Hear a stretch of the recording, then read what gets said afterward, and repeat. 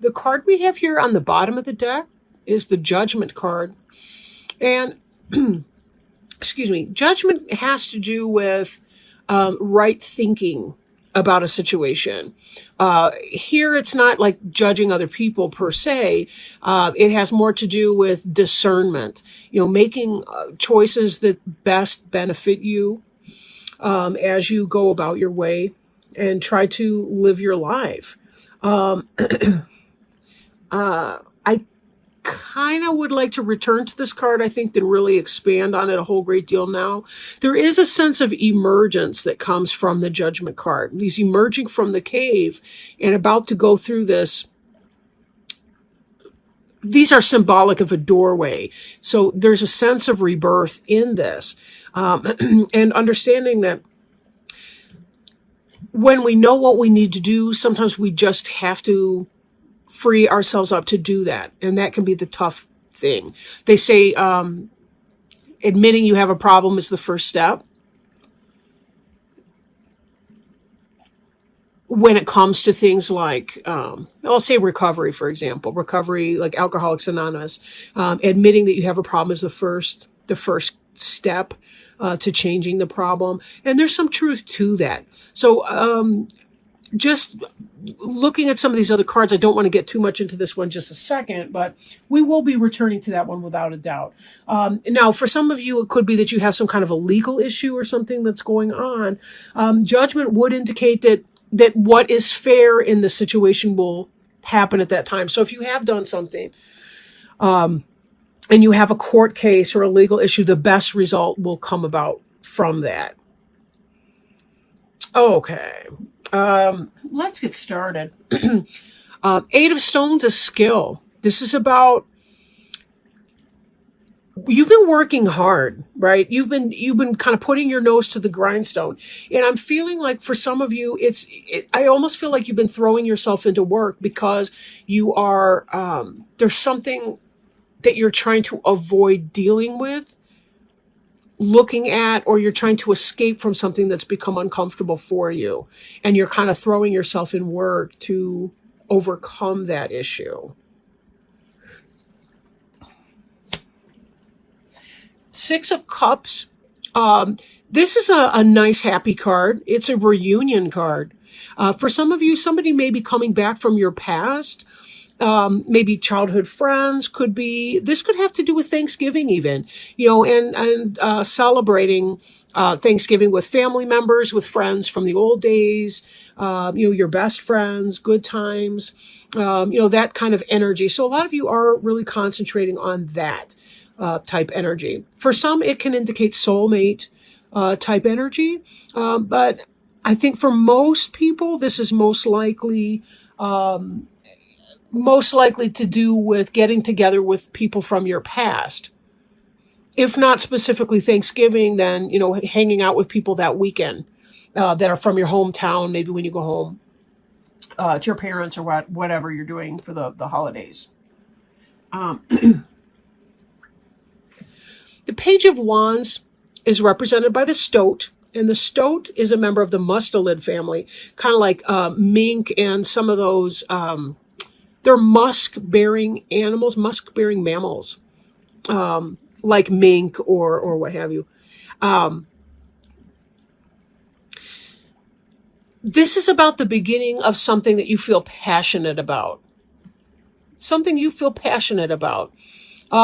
Could be family, beginning of family, but in part, it's about taking your passionate energy and making it manifest.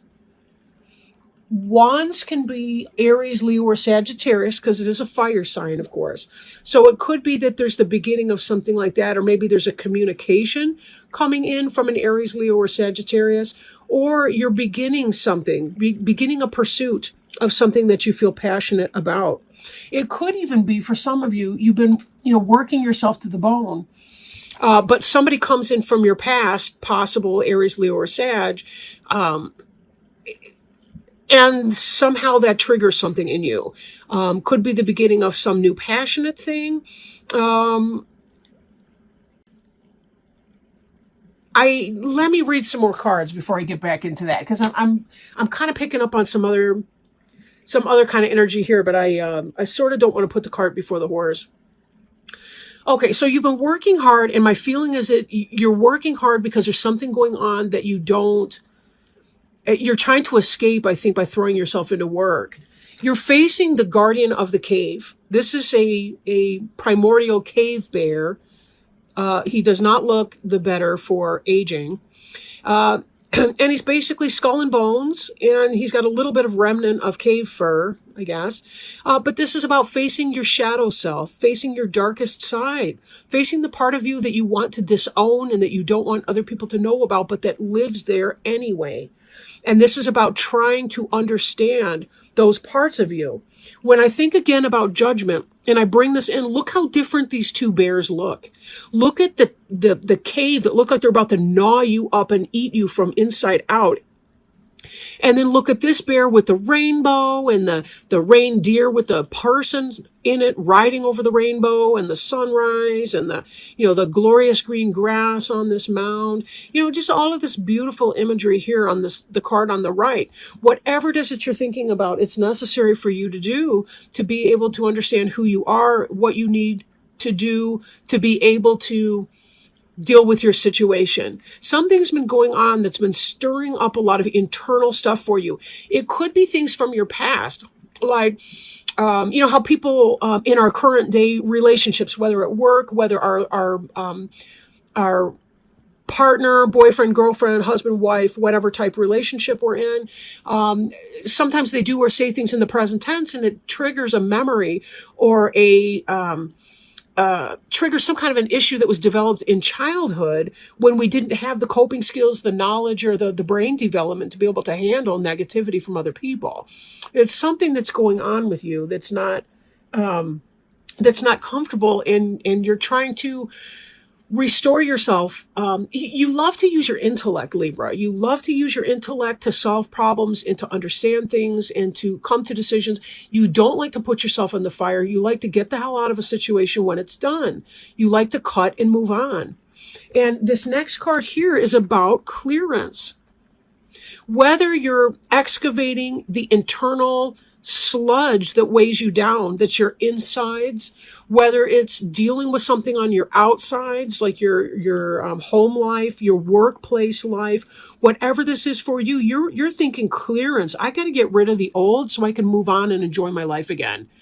You're not one to sit there and wallow in pity, and you're not one to sit there and just kind of take it on the chin and allow the punches to keep coming. Hopefully these are metaphorical punches and not real punches. Definitely seek help, professional help, if it is the other way. I'm not really picking up on that. I think I'm just talking at this point. But back to the, let me get over my mission drift here for a second.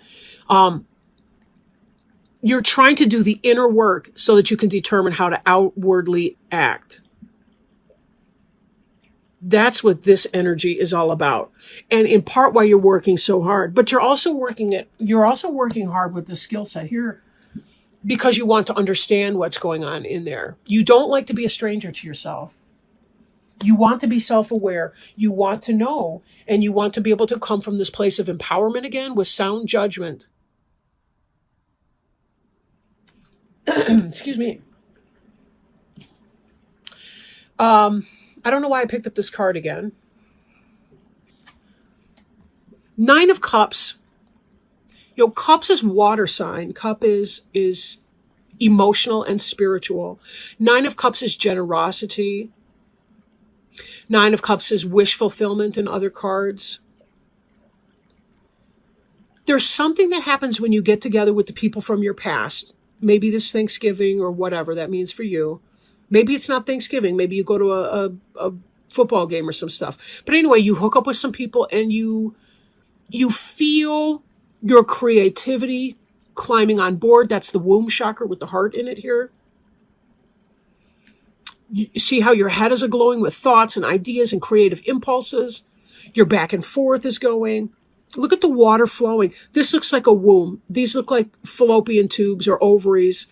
Symbolically speaking, there's water from the birth canal. I don't know what the hell is supposed to be floating in here, or if they're stepping stones. I don't care. But there's sunshine that's coming up behind each of these images here. The sun is rising, the knowledge, the awareness. This is going within your sacred womb space. You know, that's what a sweat lodge ceremony is. It's the idea of going into the womb for that rebirth experience that you get when you tap into a higher level of self. You understand better what you need, who you are. This is about generosity from others towards you and from you towards other people. This is who you are. This is who you want to be. And somebody has you feeling kind of clenched up. I'm thinking of a constipation metaphor. I don't mean that necessarily literally, but like when you're feeling emotionally constipated because the people around you are exhausting you. In fact, we have this other card here, the exploitation card, being taken advantage of. 6 is often a movement card. It's after the struggle of the 5, we see the movement of the 6. Someone's coming in and you're feeling the flow with this person or people or this group, the gang, you know, our gang or the Little Rascals or whatever you guys are. You're feeling this coming in, and it really helps to heighten your awareness of the exploitation that's going on in another level, either at work or in your personal life at home, and you're not happy with it. This opens some kind of an awareness about your need for this clearance. It's not enough to be upset, to acknowledge our feelings, and to say, oh, okay, well, I've shed my tears, I've chopped my wood, I've set it on fire, whatever. Safely, right? We don't want to create problems. We see too much on the news these days. But to continue on with the same source of suffering, exploitation, and pain, this often is the workplace. Because, you know, you think about the honeybees, that's their workplace. I mean, true, that's where they breed with the queen, royal jelly, all the rest of that. But making honey, it could be home, it could be work. The worker bees, right? The drones. You know, are you trying to support a queen bee who's exploiting you, who sees you as disposable, doesn't really care about you, but needs you because you've got the sweet apartment or the nice house or whatever? Or is it that your boss is exhausting because they're taking all the proceeds and they're giving you all the grunt work and then they're taking all the bows? Whatever this is, something triggers you when you experience this reunion with your positive people. You remember who you are in a way, and it kind of lights your fire. This stoat has friends and family right there. These guys are kind of burrowing animal, like they have dens under the ground and everything. It's quite organized. They're very family oriented. They have chambers where the food is. They have chambers where they go to the bathroom. They have chambers where they sleep and chambers where the babies are born. I mean, this is about organization, and it's about loving and self-care and love of family too. There's a catalyst moment that's coming up for you that puts you in a position where you feel this new sense of life that's breathed into you. Air is communication, it's ideas, it's thoughts. Brand new, and it's a beginning. The breath of life. Something in this encounter that you have over this Thanksgiving weekend or in this end of November frame or whenever you're watching this, take it as it resonates. This is going to spark up in you this kind of understanding that this is how it can be, with this generosity and joy and this balance between give and take with other people. This is how it is with this awful situation of exploitation. And you know something? I've got a tough choice to make. Because do I want to sit in this energy or do I want to walk from this energy? What would it take to leave this toxic situation? Have I finished doing my work in the cave that I can identify what is my role and what is the role of someone else? Can I trust that I will know what my roles are and what the roles of other people are in that? When am I being the problem, and when is this other person being exploitative and being my problem? How much of that do I want to put up with, and when am I ready to cut and run? When am I ready to walk from that situation because I want to find myself in my proper balance? You're a Libra. This balance card is you. It's Gemini. Gemini, the twins, Libra, the balance scales. This is about the head and heart decision coming together for healing. This is about solar energy, lunar energy. This is about the primordial egg of potential with the embryo alive and inviting inside of it, ready to be born, something new to be born. What's holding you back? Who's holding you back? It's not about blaming, right? Okay, none of this is about blaming. This is simply about saying, this is the fact, period, end of story. I'm not judging people negatively. I'm merely discerning what is my responsibility, what is the responsibility of someone else's. Do we have the same goal on the treatment plan? If my partner and I, or my supervisor and I, do not have the same goals on our treatment plan, we are not working to common purpose. And someone is going to be exploited and frustrated, aggravated, and is going to have to make the tough decision. And that decision may have to be, I got to get the hell out of here because I want to feel fulfilled and happy. I want my cups to runneth over. I want to feel generous again. I want to have give and take in my relationships the way I do with these people from my past who loved me and accepted me for who I was. They didn't exploit me, and we worked together as a team for a common purpose. Let's pull up another card. I've got this deck that I've been working with everybody today, the Animal Wise Tarot by Ted Andrews. I don't know if you've ever seen his book, Animal Speak. It's a classic at this point. I kind of shredded your cards all over the table. I don't know what the hell I was thinking, but whatever. See if we can't find a good totem animal to help you kind of identify what some of the lessons might be, how you might best approach whatever situation you're facing right now.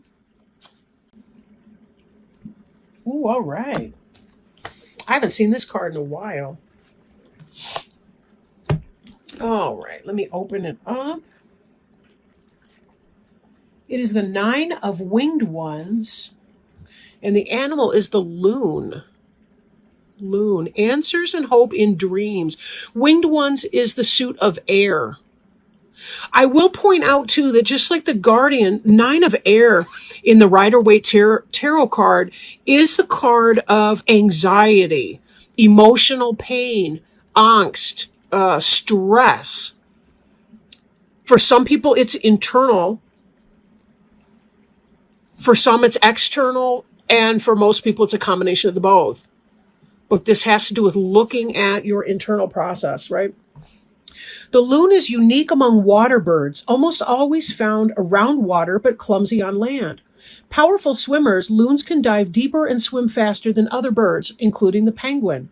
When loon appears, it reminds us to pay attention to our dreams, since they will become more vibrant, more colorful, and more lucid, taking on greater importance, providing answers, and inspiring hope. The time is ripe for us to gain insight into our problems and anxieties through the dream state. It is not unusual for lucid dreaming to occur when loon appears. Lucid dreaming is also called shamanic dreaming. It's kind of where you go into a trance and you can travel to other worlds through the astral plane. Astral projection would be another way to describe that. In lucid dreaming, we become aware we are dreaming in the midst of the dream.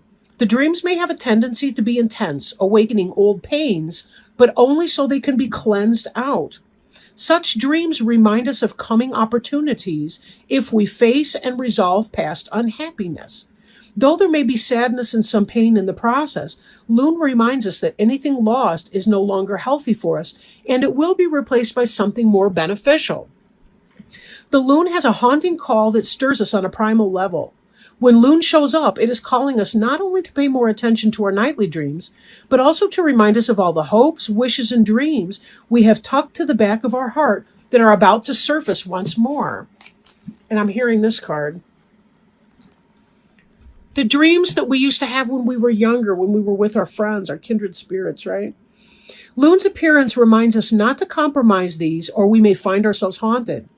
Its ability to swim, its iridescent colors, and haunting call symbolize the possibilities opening to us. Loon awakens imagination, reassuring us we are never given a hope, a wish, or a dream without also being given opportunities to make them reality. And with the excitation in the crown chakra and the awakening of the womb chakra in here, that ties me back again to the use of imagination and creativity that we saw in the Nine of Cups card. Okay. Moon awakens imagination, reassuring us that we are never given a hope, a wish, or a dream without also being given opportunities to make them reality. The only thing that shatters their possibility is compromise. Moon's appearance tells us when we deal with the past that haunts us, we open doors to fulfilling our greatest dreams and imaginings in the future. And this is the guardian, opening the doors of the past, right? Dealing with the past. Oh, excuse me. You can't even see the cards now. Dealing with the past that haunts us and opening the doors to fulfilling our greatest dreams. Opening the doors, being able to move through them into this new period of time, right? Now, if you are feeling kind of out of balance at this point in your life, you may ask yourself some of the following questions. Are we looking at life through rose-colored glasses? Are we hanging on to past troubles and despairs? Are we allowing our imagination to run away with us? Are we not acting on the dreams opening to us? Are we being impatient with others or ourselves? Are we giving up hope and not following through on promises to others and ourselves? Are we ignoring the messages in our dreams? And are we approaching them unrealistically? So trust in yourself, Libra. Trust in yourself. You have the right judgment to know what it is that you need to do when your time is ripe for your decision to be made. That doesn't mean that you have to act hastily on something. The last thing you want to do is make a choice and then regret it forever. But that's unlikely to happen because we really can't even make mistakes. I mean, that's the thing. We have learning opportunities and some are more comfortable than others. But we also learn the fastest through the things that are the most uncomfortable for us. But there really are no mistakes. And if it is meant to be for you, you will not miss that opportunity. It will return to you. Then again, if you clear something out and you don't delay it and put it off for a year or two or three and all the rest, you're opening the door to the possibility that something new can come through, something that does belong for you, something that makes you feel excited about your life, something that brings that breath of fresh air in, something that helps you walk in a truer state of balance, something that helps you connect with your roots and feel that same sense of belonging that you did when you were with your home team.